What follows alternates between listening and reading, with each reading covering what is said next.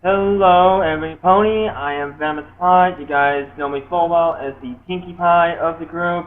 And yes, I am feeling rather sad right now, but we'll get to the reason why in a moment. So, welcome to another episode of Bronimaniacs Discuss. I have with me today our Sunset Shimmer, Crimson Starbright.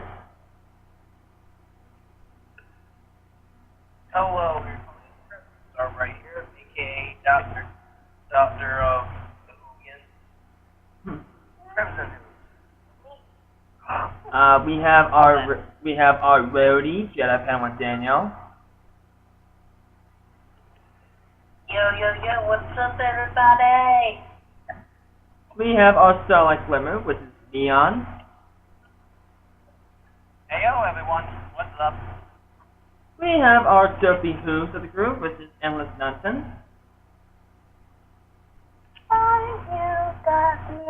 Got music in you. Nice. I'm singing. We have our Twilight of the group, which is Sharp Wet.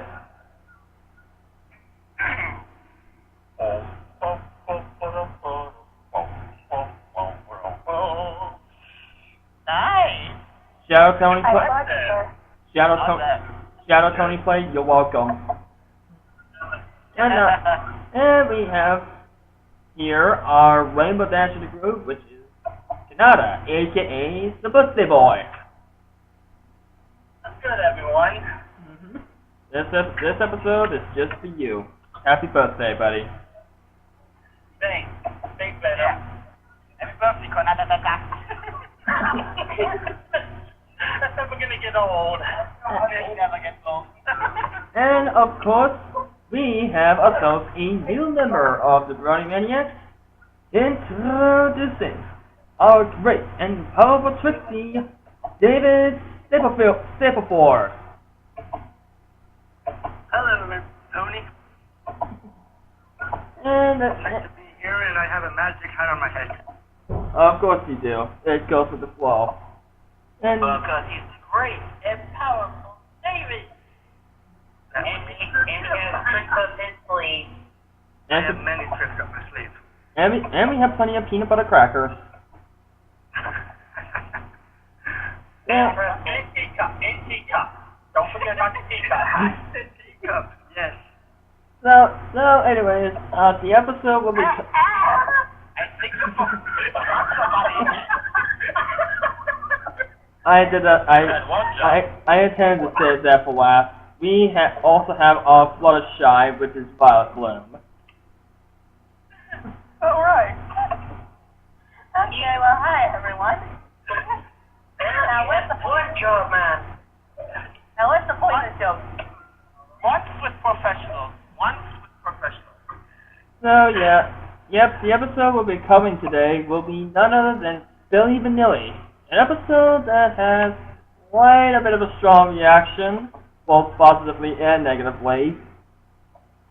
So we'll get to that in a moment. So, of course you all know the full deal. We go in a random order for what we do like about the episode, then we will go in reverse for what we don't like. But for this episode, we're gonna do something different. We all know the old elephant in the room in this episode, but we will be saving that for a different category. So, no mentioning that as your negative, please. Okay. Come up with something new. I don't know. I have no clue. I'm as good as Anthony T doing the Josh review of the 7th premiere. I will not talk. I'll save that mic, slam up the exact later.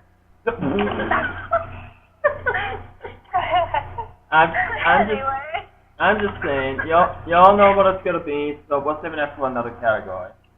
So, with that being said, I feel like I really need to go first on this one. So, I'll start with the positive. Okay, Filli Vanilli. You know, the biggest thing I really like about the episode is the message. I mean, okay, it's, Fluttershy having stage fright. Okay, we've seen it before. But I like how the role was handled.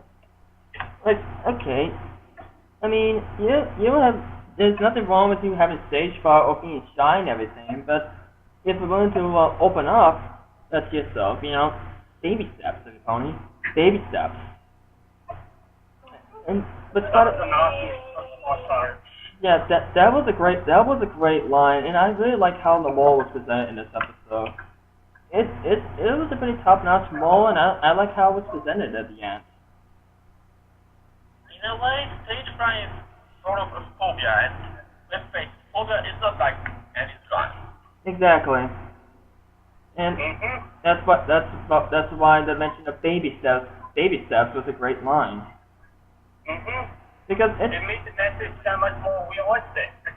And gave me a lot more confidence on Fluttershy's character development. More than I used to. Considering Cedric's latest incarnation. It definitely shows. So,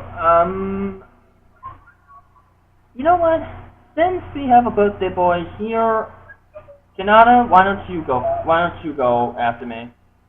Okay, my positive for this episode is Fluttershy in this episode. In my opinion, she made this episode for me with the small character development throughout the episode, being able to relate to her and what she was going through in this episode, and her singing in this episode. It felt odd hearing her sing to start off the episode, but other than that, I love everything Fluttershy did in this episode. It's episodes like this that make Fluttershy one of my favorite MLP characters in the entire series, alongside another reason which I will get to whenever we get to our ratings in this episode. Okay. So, who do you pass it off to? I'll pass it off to Violet. Alright, Violet. Okay. Well, episode of MLP I had ever watched. Like, ever. This is the first ever MLP episode I had ever watched before I became a Brony. Okay. Wow, that's quite an introduction. And honestly, what made me enjoy this episode is the music. It's a very different style of music compared to other episodes. That is true, yeah. So I love this. So when I first watched the episode, I had no idea about any of the characters, so I didn't know anything about Big Mac, Rarity, or Fluttershy, except for a few first impressions. But their singing, it really wowed me, and like you said, Ben, it's very unique because it's their voice. No instruments. You cut off there, Violet. No instrument is needed for the song. All it requires is their singing. That's it. That is interesting. And that's what makes it even more special. My little pony, music is magic. I'm going to pass it off to Violet. Let's see here. Eeny, meeny, miny, Jedi. Okay. My favorite part of the stuff was probably just the interaction with the Big Mac and Applejack, like where she, whenever they were just when she was confronting him about it. Yeah, I loved everything. I just found that scene pretty funny. That was funny. That's kind of how I pictured the casual conversations would be. What Applejack did at the moment kind of felt like something Pinkie Pie would easily do. Yeah, given some situations, I would agree with that. So anything else? I do Pinkie Pie had that ability, but I didn't know Applejack did. I guess she's really good at putting two and two together. Yeah. Yes, well, maybe they are related in some way. Oh wait, they are. Well, that's still not confirmed. It Mm-hmm. Well, I mean, Pinky and Jack. Oh, yeah, good point. Who do you pass it off to, Daniel, if you're finished? Okay, let's see. Okay, another one yet? Leon, shop with David, Inward, and Kristen. Okay, Tiny, Leon. Do it. Yeah, to be honest, it's not the best joke, that's why. You oddball. Which Floopy one? Well, the one who just talked. The one who just talked. I'm not fucked up.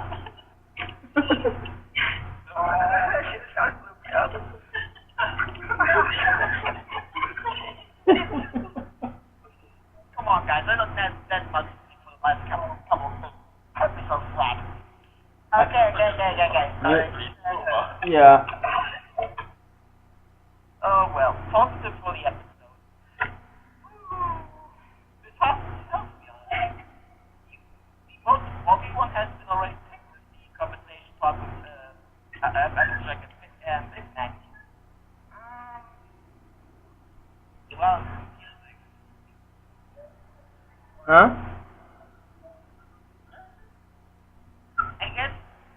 I guess it sounds a little bit strange, but I kind of like the random appearances from Pinkie Pie in that episode, even though it's mostly the negative for most of us as well. I think in this case it just didn't feel that random, like in certain other episodes. I gotta admit, I did get a kick when she was climbing up on the wall. I actually did get a kick out of that. Spider Pinky does whatever Spider Pinky does.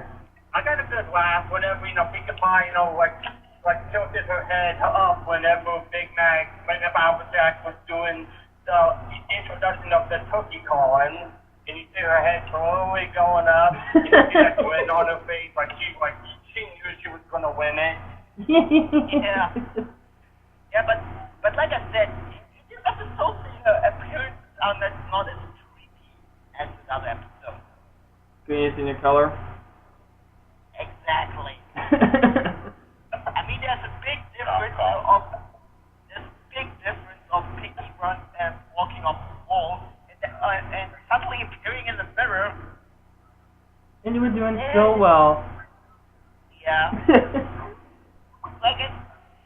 That's actually my highlight for the episode. And alright, who do you pass it off to? Well, Sean, with your turn. Why did I know that? Okay, you already mentioned, because come on, I actually like it. The song they put it on where singing. Let's go with something a little different. Continuity.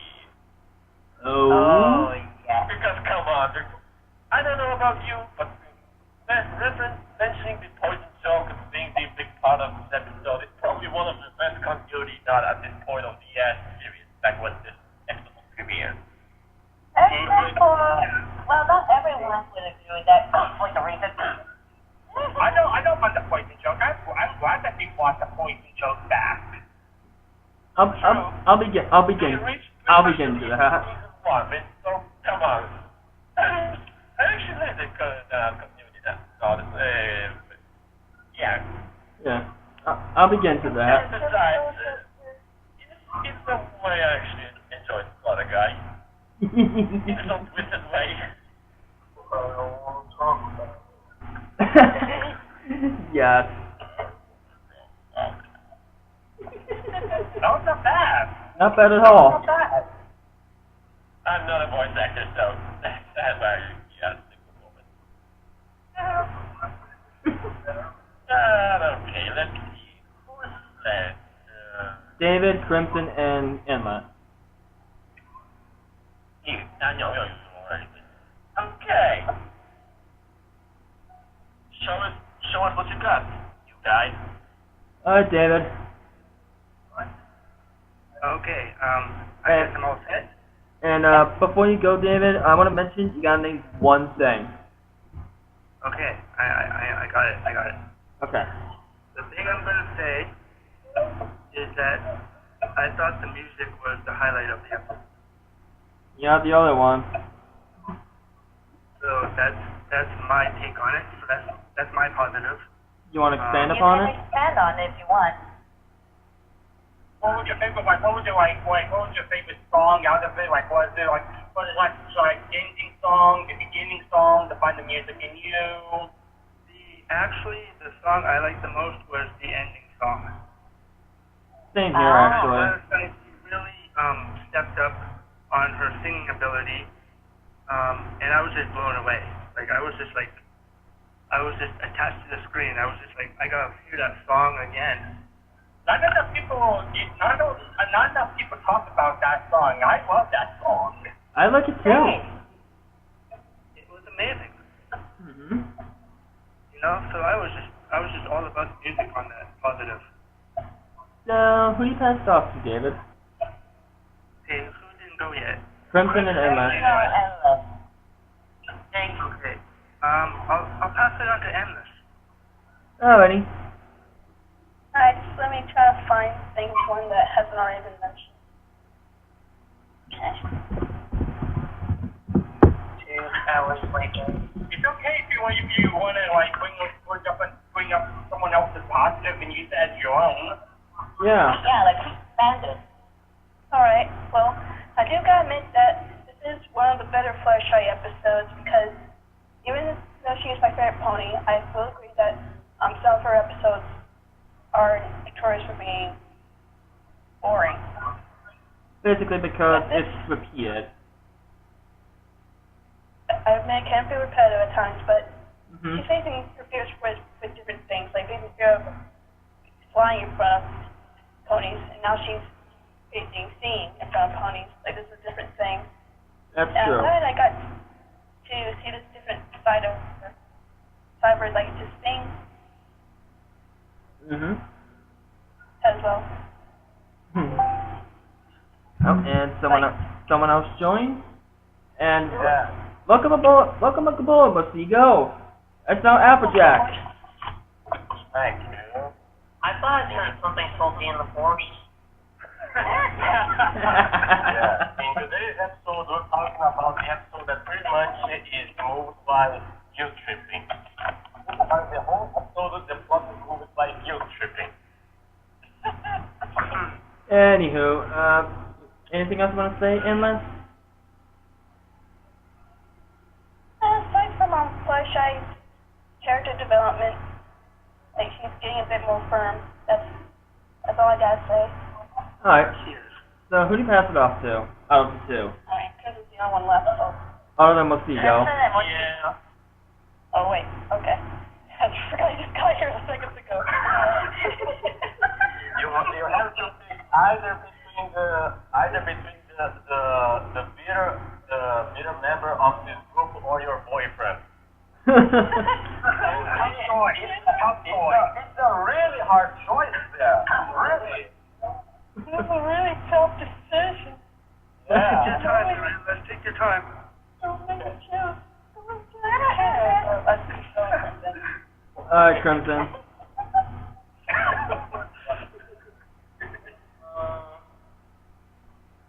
Let's see. For our positive, I'm going to have to say,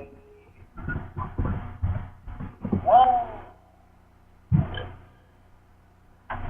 I'm going to say Big Mac. Big Mac, huh? Big Mac, huh?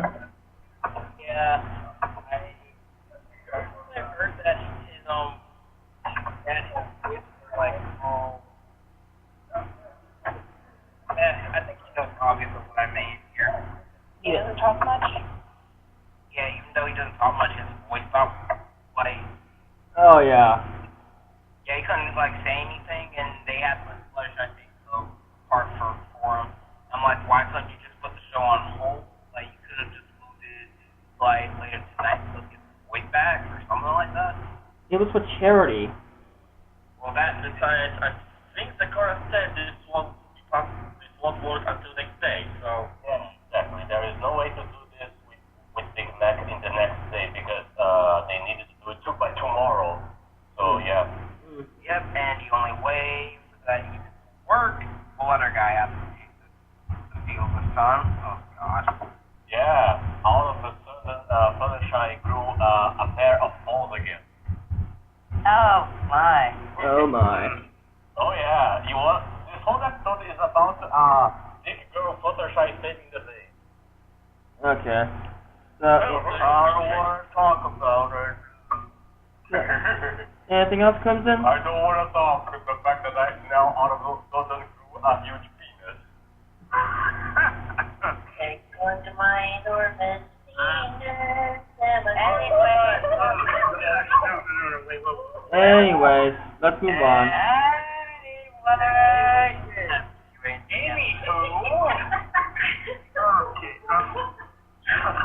Let's move on, please. You're welcome.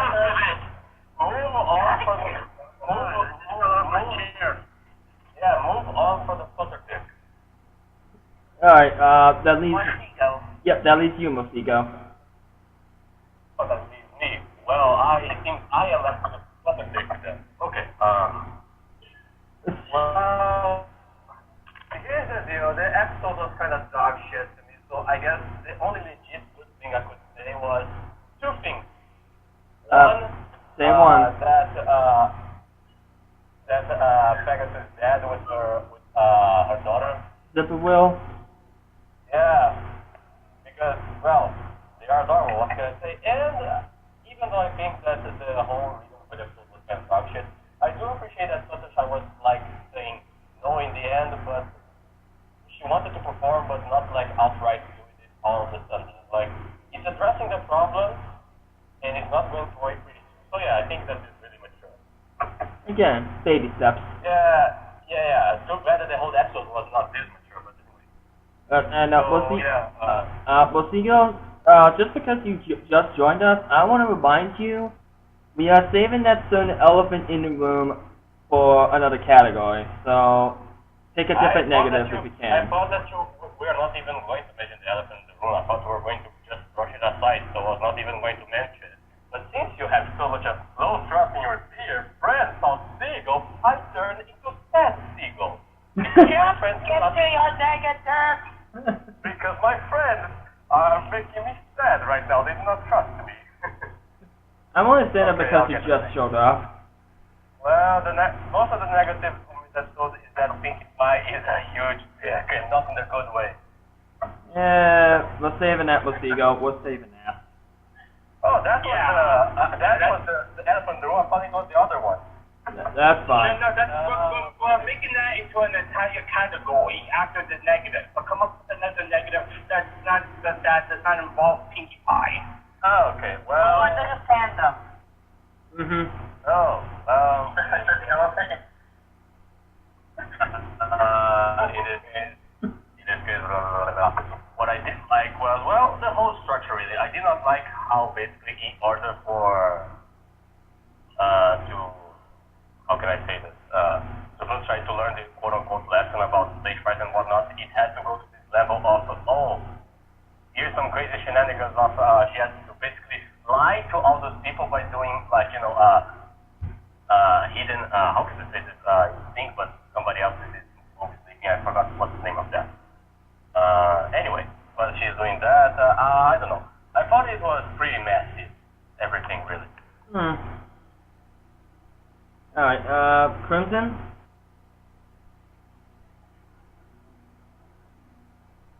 Whenever you're ready. And Well, he has to dress up. Or maybe that is his negative. He's silent.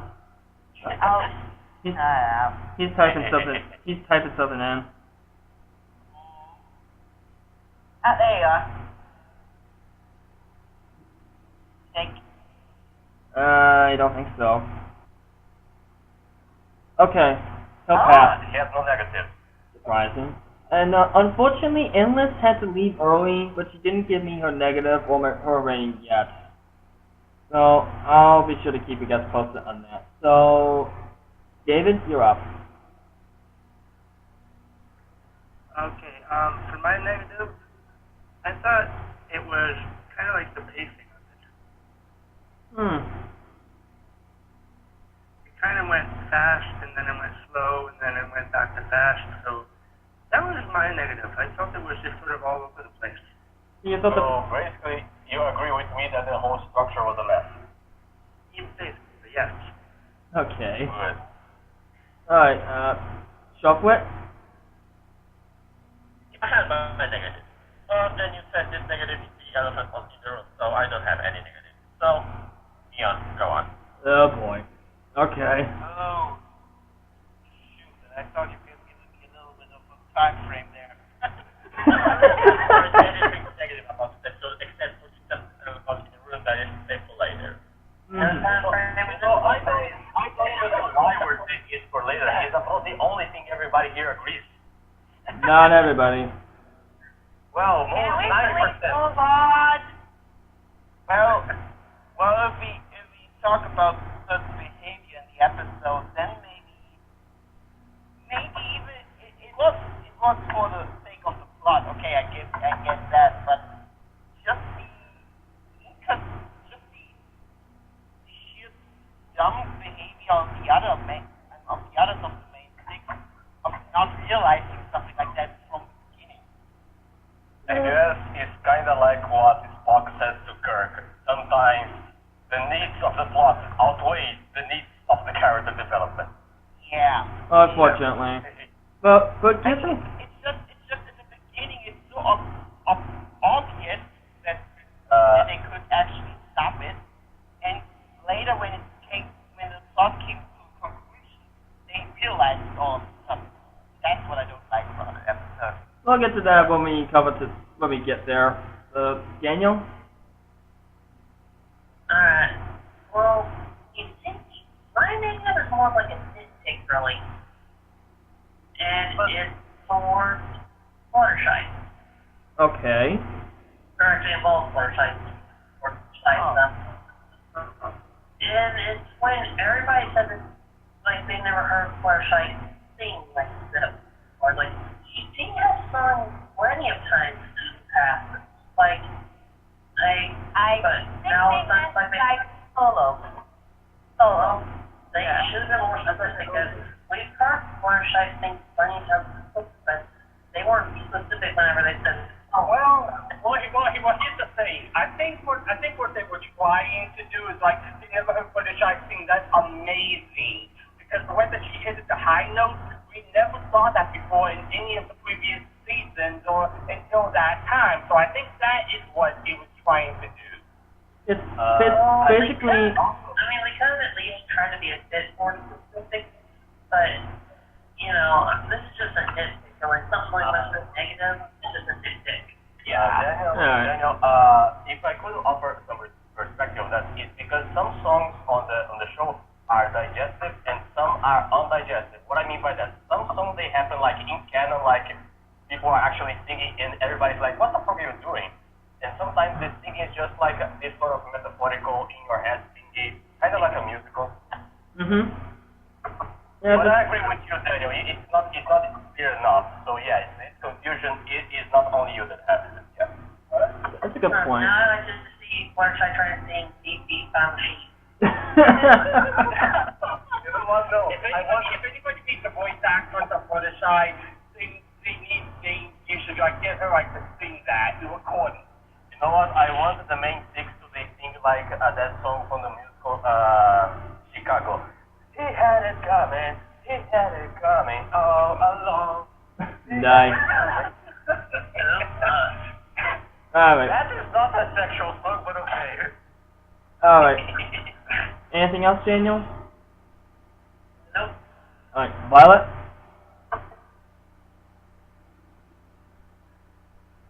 Negative is, why can't we get more Big Mac digging? You know what? Yeah, I hadn't thought about it until you mentioned it, and you are 100% in the right. Yeah. Yeah, we need Hey, more. you want to Big Mac scenes or just a go pay Sugar Bell a visit. Guys. Oh, geez, here we go. You know, I think that he has a point because I think Big Mac and Sugar Bell, they would be like an annoying singing couple in karaoke night. Hey, they're making beautiful music together. Oh yes. Daniel. It's a wonderful fight. Yeah.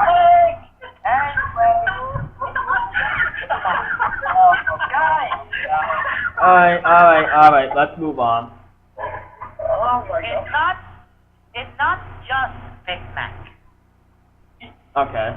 I actually want to hear more of that singing group again. Like, make them appear in a future episode or something. Like, you know, show them that they're not just a one-time thing. Violet, you mean like the group specifically or just in general the style of musical they sing? The group. The group, okay. Makes sense. I mean, if they don't do the same style of music, I'm fine with that because that's what makes that song even more unique. But don't ignore the group. I mean, first of all, they appear out of nowhere, and we never heard of them again. Yeah. Basically, like with the most background characters, except for the purpose that you shovel them in their closet together. Yeah, but the fact that both Rarity and Big Mac and now Fluttershy as members, we should have done that more often. Good point. Now, anything else about it? No, I'm good. Alright, Kanata? Alright, my negative is going to be a bit of a nitpick, but it's the show Fluttershy needing to explain that she has stage fright, even though it's been like 5 seasons. I get it in the sense of, hey, you know, if this is like someone's first episode, 4th season, I get it that, you know, if this is like someone's like first episode and that they need to like know, people need to know that Fluttershy has stage fright and everything. But the way that I see it, this should have been handled in a more of a show, don't tell. And instead of just, you know, just saying, hey, Fluttershy has stage fright. It's just pointing out the obvious at this point, and it just wasn't needed, in my opinion. Yeah. It's like saying, it's actually funny because we are talking about this episode right after we were talking about the digital color, in which we basically deal with the same problem. Fluttershy feels like pretty much having a stage fright in some way. Yeah, but True. Green isn't your color, so at least the base at least was, how can I say, stable and seems like it was what they are going for. Anyway, this episode was kind of very either too much slow or too much hushed structure. I mean, it's going to be a big problem if this thing happened in season 1, but this is a season 4. So, you know, it's just so completely unnecessary for Fluttershy to even, you know, address to everybody like stage fright, because everybody knows that they have stage fright. And it feels like it was only there for people that have never seen MLP beforehand, which I understand, but at the same time, I think it would have been better if they would have done the show, don't tell. Very true. Like watching for the first time, you thinking about Violet here. Yeah. Anyways, anything else, Kanata? That's it. That's all I have to say. Okay. Alright, my negative that I'm going to use at this point, it does actually connect with the stuff with positive of the continuity callback. And it's not the callback. Yeah, but it's not the callback. I'm bringing support. It's not the callback that is my negative. It's the expansion on the lore of the poison joke. Like, I mean, okay, wasn't it established that the poison joke effects would be different for each pony? And didn't it say it'd be different each time it's used? So, and okay, this is not for the spoiler guy effect, just only because it's so funny, which it is. But you know, here's the thing. Congratulations, guys! You made the poison joke even more confusing. What else is new? But Well, the way that I see poison joke is, it gives you different effects and results. If you step on it, say in the force. So say you can like cook or gather like ingredients for poison joke. You can like filter the results and give it to someone to give someone a specific effect. And to expand that, the girl didn't say she will use the poison joke. She said she will make a potion from the poison joke. That will bring that other guy back. Yeah, maybe she can control the effects. So Yeah. the tension of this belief, we can assume that she basically made the potions that brought about this particular effect to Fluttershy. Yeah. point taken. Actually, point taken. Equestrian animal life form and plant life form are complete bullshit 9% of the time, so yeah. Okay, to Sharper and Kanata, point taken. Yeah, that's actually a pretty good point. Even though this is more like a nitpick than anything, that is, well, not my main negative. I'll get to that later, but this would be my negative for this special occasion. Because, Yeah. speaking, Finish, if I can, just to finish what we talk. sure. I really figure as a special disbelief with our explanation because come on, the core is pretty much one big special disbelief. Yeah, good point. Yeah. That's a fair point.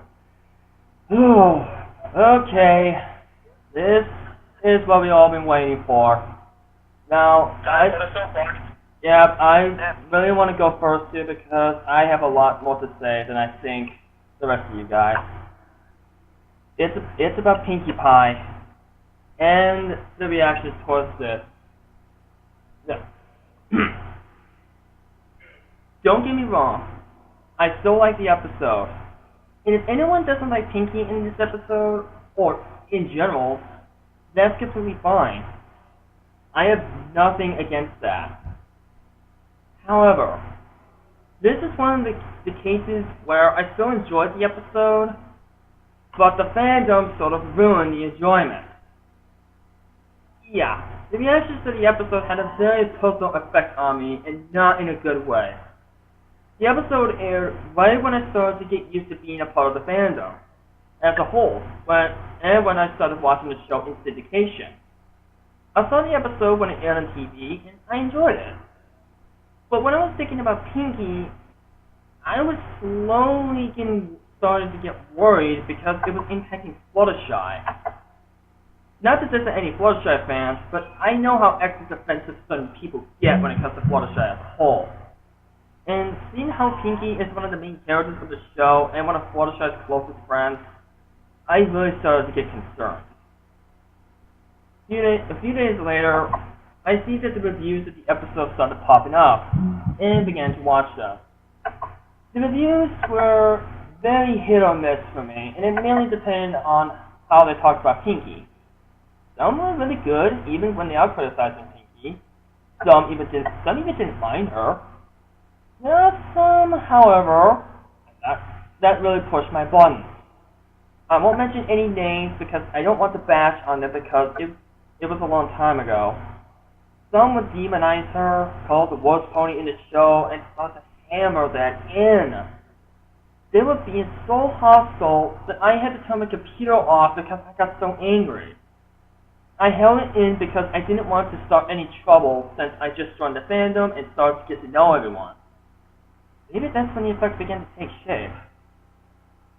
A couple of days after I saw the reviews, I looked at my YouTube subscription for new content, and I saw something that caught my attention. Not from interest, but from concern. And when I heard from this video, I couldn't believe my ears. That was when I found out that Amy Kane Rogers, the writer for this episode, received death threats. I was absolutely devastated when I heard the news. So much so that I fell into a depression and closed myself off for about a couple of weeks, other than when I had to go to my job. At my job, during that period, co-workers and some customers have noticed that I wasn't myself and began to get worried about me. Luckily, a lot of the customers that come to me when I am at work are very kind, well-meaning human beings and my coworkers loved having me there. One day, my former boss became aware of my decline and decided to come and talk to me in his office. He was a nice man, and he was also worried about me. So I told him everything. About MLP, how I started watching it, the Brony fandom, and how the reactions towards this episode has a personal effect on me. He didn't mind that I liked watching the show, and he understood what was wrong. So, in his infinite kindness, he asked me to take at least a few days off so I can regain my composure. The real reason why it had a personal effect on me is because, well, I've done the same thing that Pinky had. There are times when I got so caught up in the excitement that I end up saying or doing something wrong without even realizing it. And it sometimes came to a point where I'd get excluded from certain things because of those mistakes. I feel that it still happens sometimes, but not as severe as before. It came to a point where one day, while I was discussing the episode with a group of friends, I began experiencing chest pain. Not severe, mind you, but just from the bad memories I've given from the bad reception due to how far it gone. One time, while I was chatting on Discord, it even came to the point where I started crying because all the past memories, all the pain, and all the worries came rushing back within me. I held everything back for about 3.5 years because I didn't know when was the right time to let it all out without causing any major harm. I just thought that now is as good a time as ever to give you all the full story. This is how I was personally affected by this episode in a negative way. It wasn't because of the episode itself, it was because of the backlash. If it weren't for the fact that this was seen as a special category, the backlash towards Pinky would have been my negative for the episode. I still liked the episode on its own, and I honestly didn't mind Pinkie Pie that much, because even though her portrayal wasn't the best, she still provides a few laughs out of me.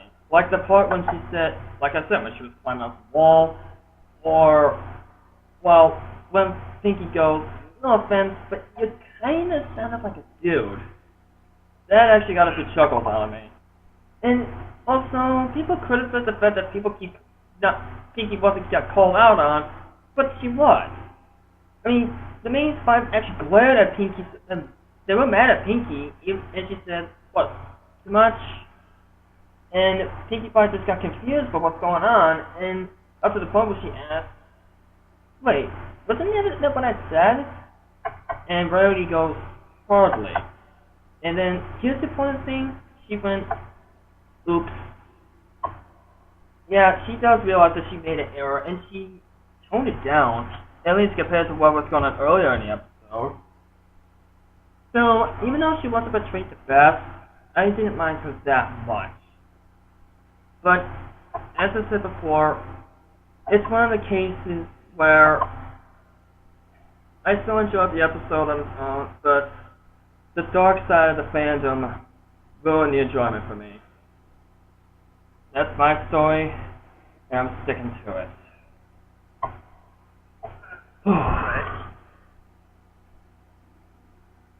And with that, I am finished with that. As for Pinky, like I said, even though she isn't portrayed the best here, I didn't mind her that much. One reason is because of the backlash, but the main thing is that at least she lessened the fact that she went over the top at the end of the episode. The first half was okay, even though it was a little over the top. And, yeah, also, when some of the reviews I've heard, I'm going to call bullcrap on one thing, and it's about Pinkie Pie being Big Macintosh in the turkey call competition.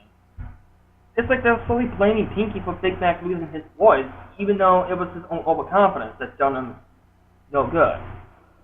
It's like if a runner is so far ahead in a race and then trips up just about when he reaches the finish line. Who are you going to blame? The runner-up who ended up winning the race, or the runner who tripped because he basically choked? The logical step, I think, would be the latter. So, yeah, that's That's all I gotta say about this. I've held this back for so long.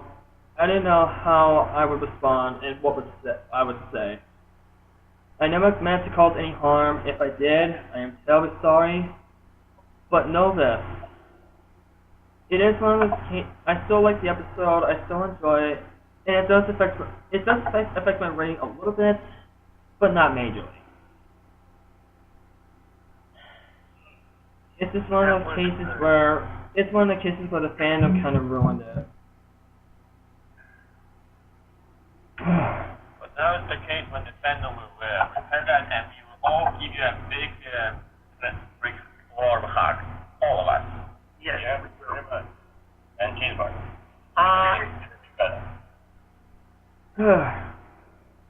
That was good. I'm gonna hug you right now. Thanks, guys.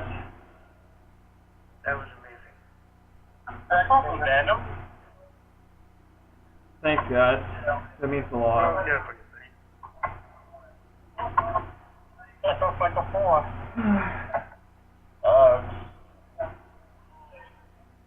I'll be alright. Thanks, guys. But, okay, I stated my 2 cents. Now it's your guys' turn, and I'll start with Kanata. Okay, the way that I started thinking about in this episode was just, okay, when we get it, was just Pinky being Pinky. A lot of people act like she intentionally did all of this, and I don't think that is the case at all. We've seen characters before doing what Pinky did, and they don't even bat an eye to it.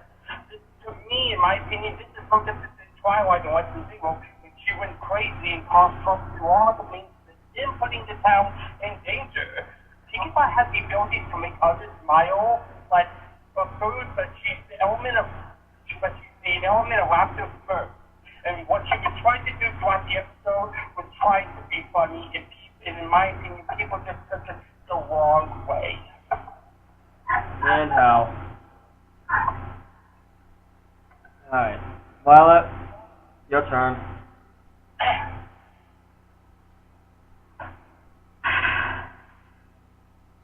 Well, remember that I said that Filli Vanilli was the first MLB episode I ever watched? Yeah? Yeah. It was also the last episode I watched for over a year. Wow. You wanna know why? Go on. Sure. When I first watched the episode, I already know about Amy K. Rogers' work. In fact, a couple of her Powerpuff Girls books that she wrote, I actually read growing up. I enjoy her writing, both in books and episodes. So I was really excited when I found out that she wrote that episode as well. Mm-hmm. Especially since I truly enjoyed it. Like, genuinely enjoyed that episode. I loved it so much. But when I found out about the death threat from the fandom, I was shocked. In fact, those death threats from one of my favorite writers is the reason I did not become a brony sooner. Yeah, I see why. I can definitely see why. Probably I would start. Sorry if I said. Because That's fine. I did was watch the episode, and I later started to get more into the brother community and be more active. Mm-hmm. And that's the thing. I didn't dig enough, so I didn't even know about this whole thing about the death threats for Amy King rather than the demon. Pretty much, I learned about the leniency next to you guys, even though it's not the positive thing. But you know what I'm have in mind. And do you want to know the worst? And do you want to know the worst part about this? Actually, 2 worst things.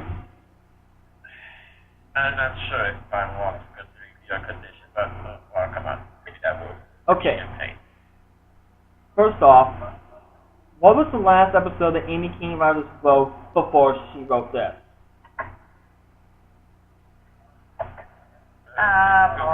Flashlight and It was Are Pinky. you doing on the front of the sweat? No. It was Pinky Pride. And it aired Exactly. 2 weeks prior. Oh, yeah. And a lot of people said it was Pinkie Pie's best portrayal to date. And I would actually agree with that. And given the fact that these 2 episodes came from the same exact writer, it caught everyone by surprise. And second, and most importantly, this isn't the first time it's happened to her. You all remember the last roundup? Yes, I remember. She wrote for that episode, but then she received Yes. some degree of death threats because of the Derpy censorship. Jesus. Yeah, I remember that too. But yeah, it's even worse because it's not the first time it's happened, and it happened to the same freaking writer. I know. I don't get that. Basically, death threats is something I will not tolerate, regardless of who sent them, who was sent to, and the reasoning behind it. It's uncalled for, it's immature on so many levels, it doesn't make you the better man. Very stupid. That's what it is. Yeah. No one should ever have to stoop to that level. It's okay to be upset. It's okay to be upset. It's okay to make videos, talking about why you don't like something, but you should never stoop. You should never cross that line to do death threats. Never. Exactly. Not even a waste of time. It's a waste of time. It is. Why would you even think that? I don't get it. I'm sorry, guys. Because some people are just too consumed with how they want things done when it comes to a character or an episode where you consume stuff. Well, that's tough. They just have to deal with it. Mm-hmm. Well, of course. I mean, other people do deal with it. It's just that there's a certain amount of people that can't deal with it. Exactly. Exactly. You don't always be those kind of people in every family. Exactly. And it's not just stupid, it's pretty much against the law. Because I don't know how it is in America, but in all enforced things like that, you can go to jail, pretty much. Mm-hmm. For the simple death threat. Alright. So, Daniel, what are your thoughts on Pinky?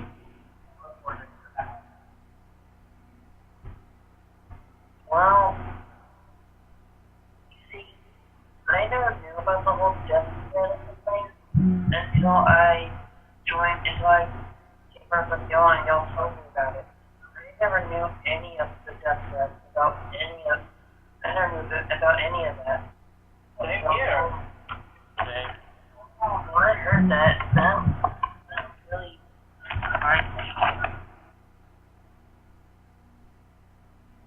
and I know what people are, but here's the thing, and I got this, what Pinky did, the flashlight did, I think that was like a bit of karma. Or what Flashlight said to Rainbow Dash during that Sonic Rainbow episode, and then that one episode, to what Flashlight did to Pinky and Rarity in that one episode. Putting her hook down. If that's the case, Daniel, then it would make her portrayal look even worse. Well, two wrongs don't make a right. Exactly. People look at that as like, it's like a bit of karma of what happened. And Daniel, Daniel, I do believe in karma, but I do think that was just like an inconsequential. That was like I mean, like, if it happened just the first time, then that was alright, but it happened more than once, so kind of just, like, really pushed it a bit over the edge.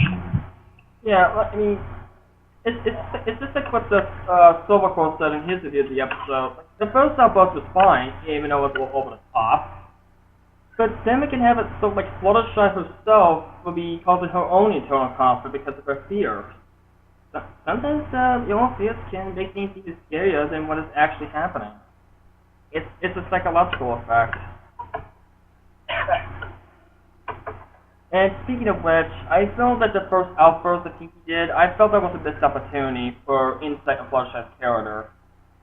Because wouldn't it be better if Pinky was saying something completely different, but what we actually hear is what is going on in Fluttershy's head? Like we're hearing it through Fluttershy's ears. If that were the case, then not only would it put Pinky in a much better position, but it would also give more insight on Fluttershy's character development. I just felt like it was a total missed opportunity there. Yeah, you know one more thing also got to me. And that is? Pinkie Pie never told us she was Spider-Man. Spider-Man. Here comes Spider-Man. Does she have to at this point? I mean, considering how Pinkie has been throughout all 4 seasons. I mean, think of it, it makes perfect sense. She's got Pinky sense. She can climb walls. You know, at this point, I think that Pinkie Pie... Opposite camera sometimes? Just saying. The only thing, You know, the only thing missing is they were gliding through town through webs or something. You know, at this point... It had to be like Flash. You know, at this point, I think she's a mixture of Spider-Man and Deadpool, minus the fact that she does not look like a giant ball sack. Yeah. I would disagree with the fact because Spider-Man is not making the full force. But then I remember there's the show called Ultimate Spider-Man. That's why Where he does break the fourth wall on that one, so. Yeah. That's why I said a mix of Deadpool and Spider-Man. Which, by the way, I like Ultimate Spider-Man. Same here. I thought it was okay. Oh god, I hate Ultimate Spider-Man. I like how they got some of the Agents of S.H.I.E.L.D. we had. I like how they got some of the Agents of S.H.I.E.L.D. people to guest on there. Guys? Yeah, back on topic, please. So, Leon, what's your 2 cents?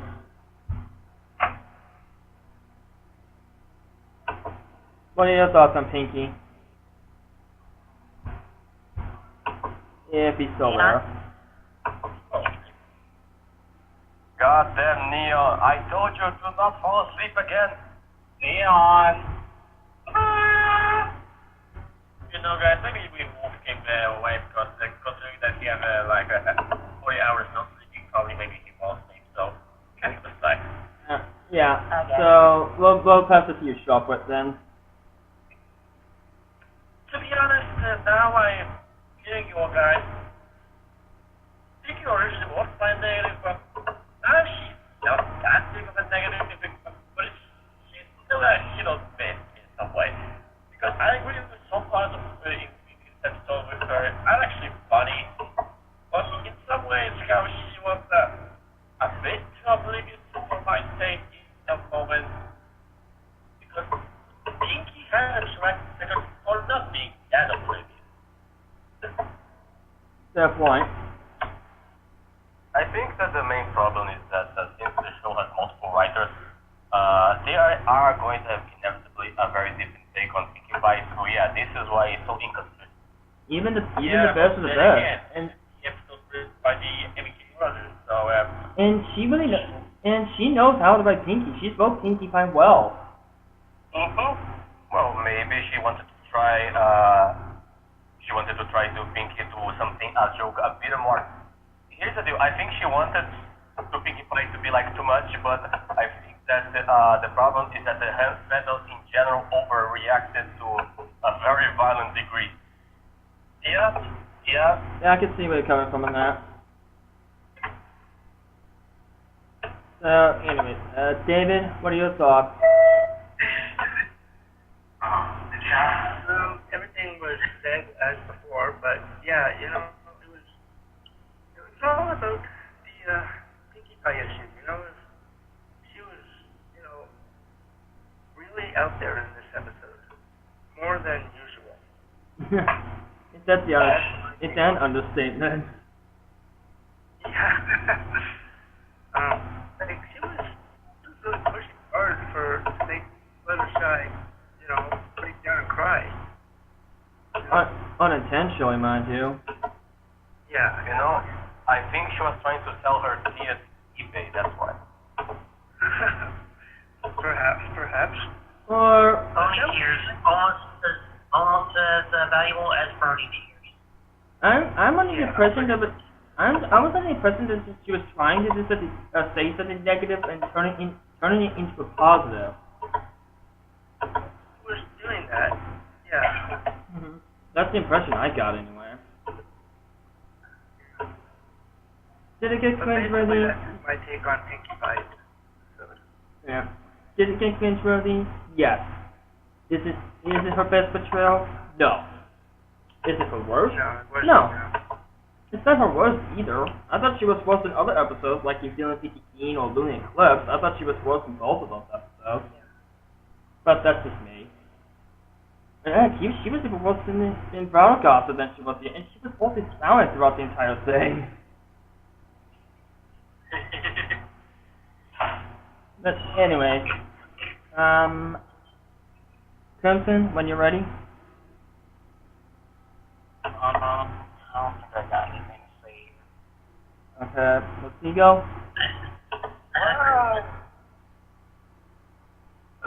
Oh, sorry, was getting careful. Anyway, That's alright.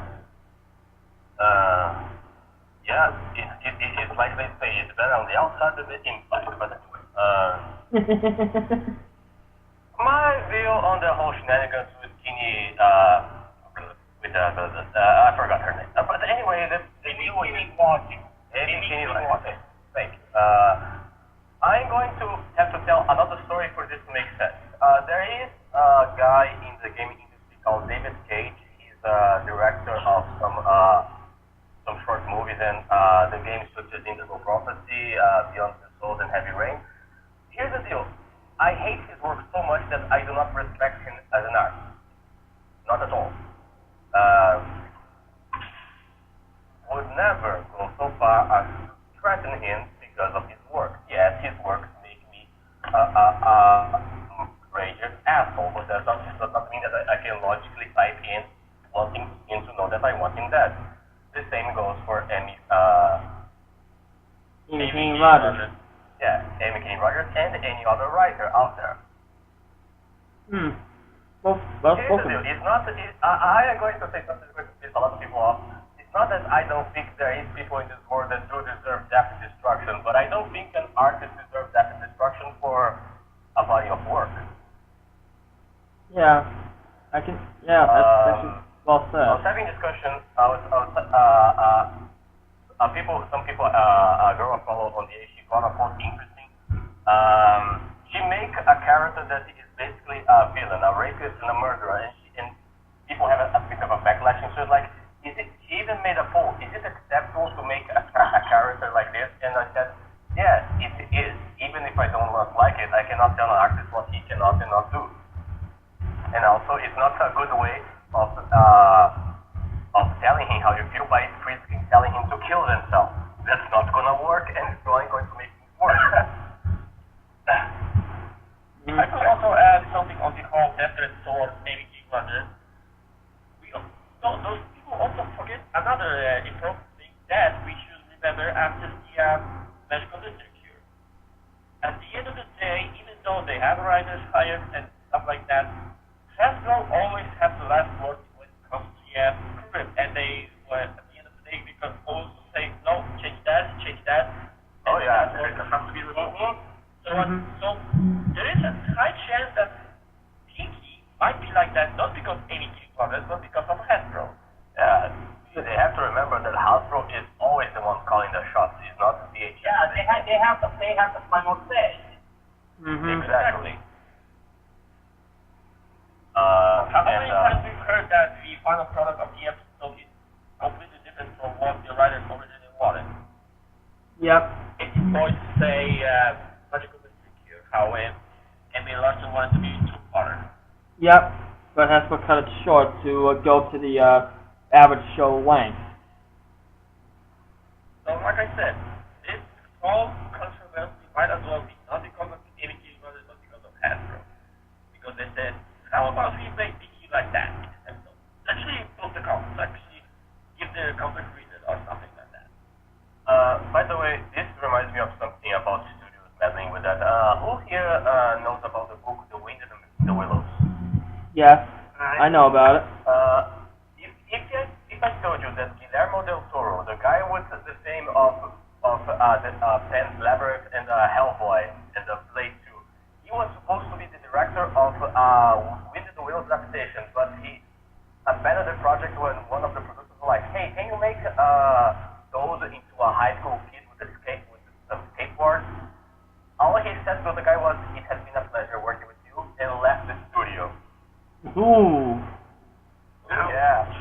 Yeah. Ouch. Do not fuck around. Remember, it is because of Konami's incompetence that Guillermo del Toro also refused to work on a video game ever again. Even though he's getting involved with Kojima at this moment. Oh yeah. Really, I did not know that. Never mind, guys. I was completely full of shit. Not really. You're like halfway right. In this case, I was only halfway full of shit, people.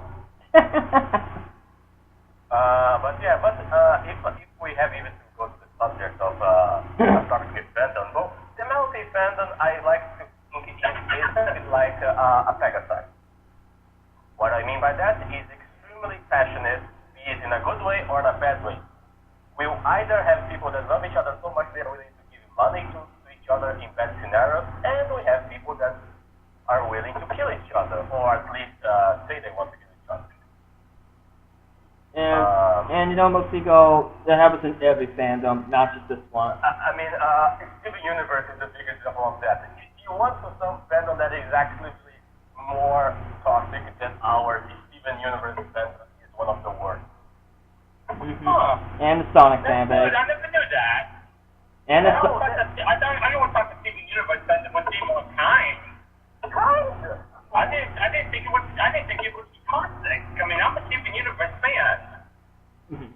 One of a fan artist, a 14-year-old artist on the 8th, was driven into suicide because she received death threats for every single universe fan possible that is a dickhead, because she made the color in some of her characters a bit different, the lighting, so they assumed it was some racial coding or something. I heard about that, and I always thought that was done just by social justice warriors. I didn't realize it was done by fans of the show. You do realize that half of the Steven Universe fandom is SJW, right? Really? I never knew that. This is the first I'm hearing about that. The Steven Universe is a series written by a feminist that wants to tell the story about homosexuality, bisexuality for kids, and a lot of those stuff. You think this will attract that sort of people? Okay, final thing I want to say, because I actually want to move on here. One more thing about Amy King Rogers, and this goes back to the whole Dopey Gate phenomenon, but I'm going to make this very brief. Amy King Rogers had no intention of offending anyone who is disabled, mainly because she herself has a disabled son. Wait, no. Here's one I never heard. People are complaining about that little Filli being disabled or something. It's mainly the term, derp. And given the fact that a lot of people's first introduction to the word came from South Park, not a good idea.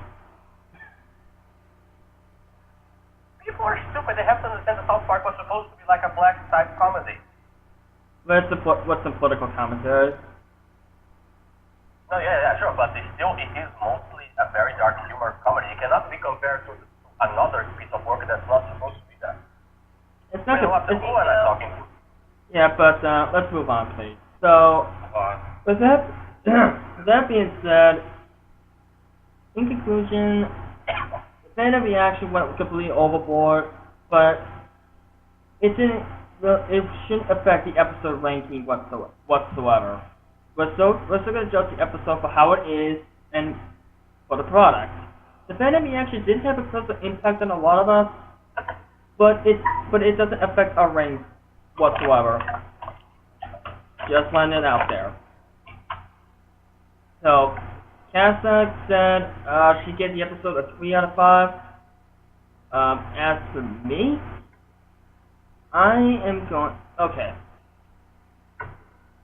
So, Filli Vanilli, I still liked it despite everything that happened, despite the drama. I still liked the episode. Is Pinkie Pie a problem in the episode? Somewhat. Did I mind her? Not really. And there was some missed opportunities to flush his character development that kind of bugs me in a way. But other than that, I still enjoyed this episode. So I'm gonna give this episode a 4 out of 5. It's a good episode, but not one of the best. So, Nada? Okay, before I get my rating, I'm gonna tell a small story. I'll try not to make it too long, okay? Okay. Okay. Ever since around 2009, 2010, I've always wanted to make YouTube videos. But for the longest time, I've always been scared to do YouTube videos because I was always nervous. I hated how I sounded. Even though I wanted to do it, I was just too overcome by fear for the longest time to make YouTube videos. It was not until I saw this episode that made me want to take part in trying to do YouTube videos.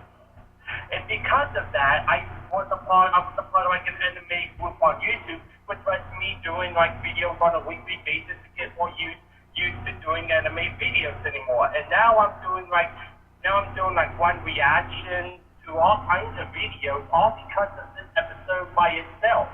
If it wasn't for this episode, I may not be doing YouTube videos. I may not even be doing this podcast because I would probably be too nervous because of how I sound, because my stomach was because of like how nervous I would be and the fear of how I would sound and everything.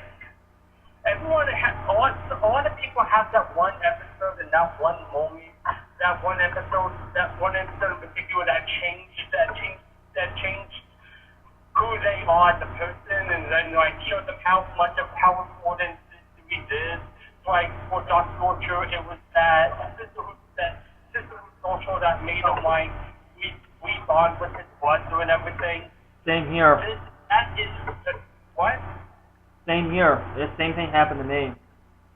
Yeah, this is that episode for me. Where if it wasn't for this episode, I don't know I don't know where I would have been. I don't know if I would have met you guys. I don't know if I would have been doing this podcast. I probably would not even be doing YouTube videos. None of this would have happened if it wasn't for this episode. So that, along with the message, the music and songs, her character development, and the small continuity of this episode, I'm going to give this episode a 4.5 out of 5. Okay. Sounds good to me, bro. Well, if I can add to you before my return service, if I can something like this, I still have trouble with how my voice sounds.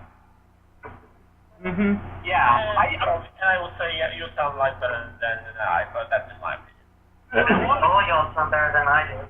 For the longest time, I always thought I sounded normal, but then when I heard myself, I hated how I sounded, and that led me to not want to try to do YouTube videos because of how I came across and how I presented myself. I tried doing a YouTube video and everything, and I sounded awful. I had a big stomach ache, you know. I tried, drinking water to try to make my voice the best that it can. After a while, I'm now more comfortable, more used to my voice. But when I first started doing it, I hated it. I was on the reasons why I ever watch our podcast on YouTube is because one, I lazy. Second is because I do not like the sound of my voice. And no, I do not mean pronunciation of that. Even when speaking in my native language, I do not like the vocalization of my voice. Okay, so we move on. Okay. Understandable. So, Violet? Sorry. I'll give this episode 4.5 because despite how everything was with the fandom, and even though I never watched another MLP episode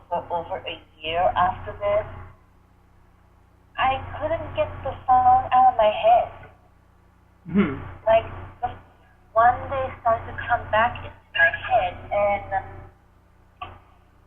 discover the show.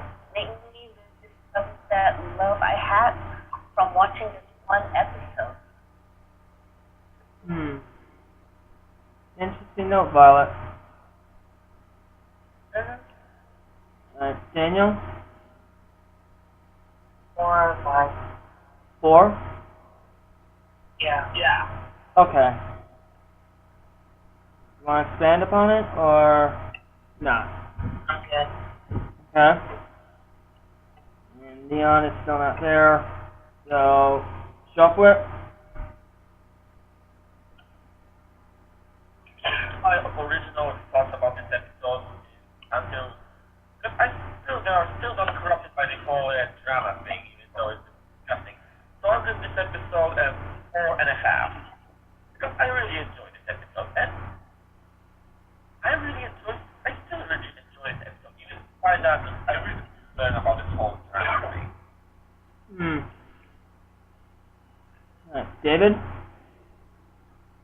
Okay, for me, yeah, I'm gonna have to go with 4.5 stars too. It was a really enjoyable episode.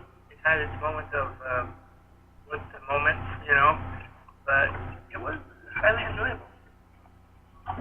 Good to hear. Yes, thank you. Alright, Endless is still gone. Crimson?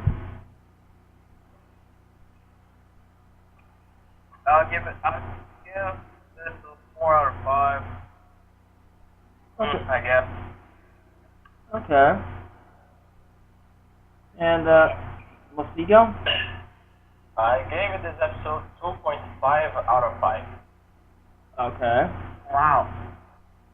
Violet, to be honest, this was not my lowest rate episode. This means there is some, for me at least, there is some